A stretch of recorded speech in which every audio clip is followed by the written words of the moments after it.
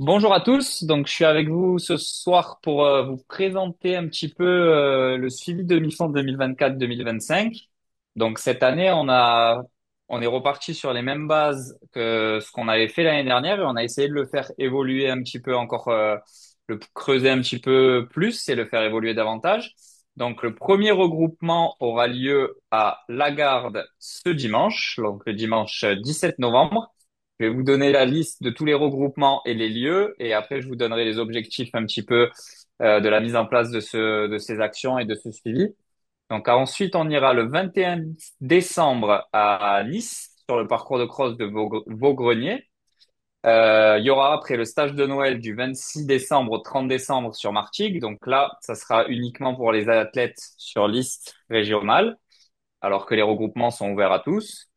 Le 18 janvier, on aura un regroupement sur la base loisirs de Fréjus, où on aura normalement également Yves Arcamon qui sera présent pour un petit chronométrage. Donc, on aura un chronométrage officiel pour la séance. Ça vous permettra d'avoir vos chronos officiels et tout ce qui s'ensuit de la séance.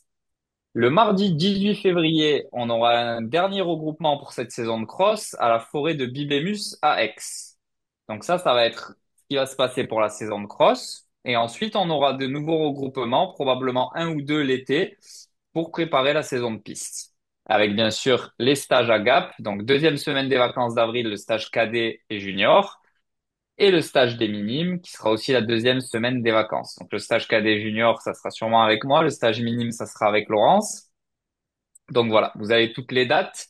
Maintenant, l'objectif de ces rencontres et de ces rassemblements réguliers, ça permet donc déjà aux athlètes, notamment qui sont un petit peu seuls dans leur club ou qui sont à un niveau différent. Si par exemple vous avez un petit groupe où vous êtes seulement cinq, mais il y a un athlète qui est tout le temps tout seul devant, un athlète qui est tout seul derrière, ça permet de faire un regroupement et de s'entraîner avec d'autres athlètes.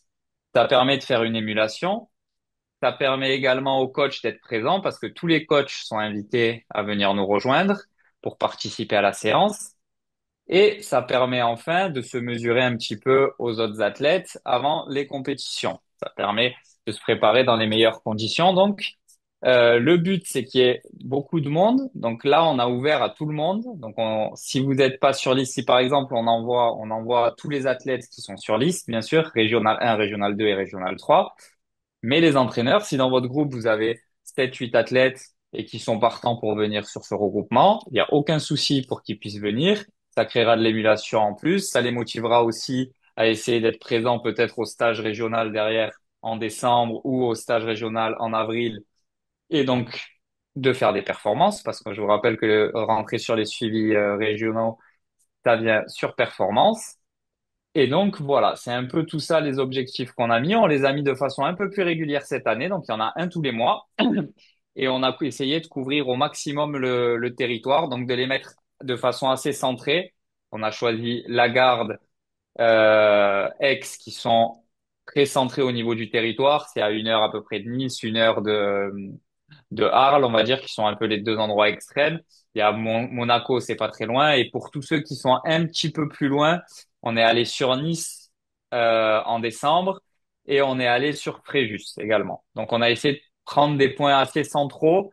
On a malheureusement pas pu en faire un sur Gap parce que c'est assez compliqué pour tous les athlètes de s'y rendre, mais on va essayer d'organiser un regroupement aussi l'été qui se rapprochera des Alpes parce qu'on ne veut pas vous laisser de côté et vous oublier. Donc voilà.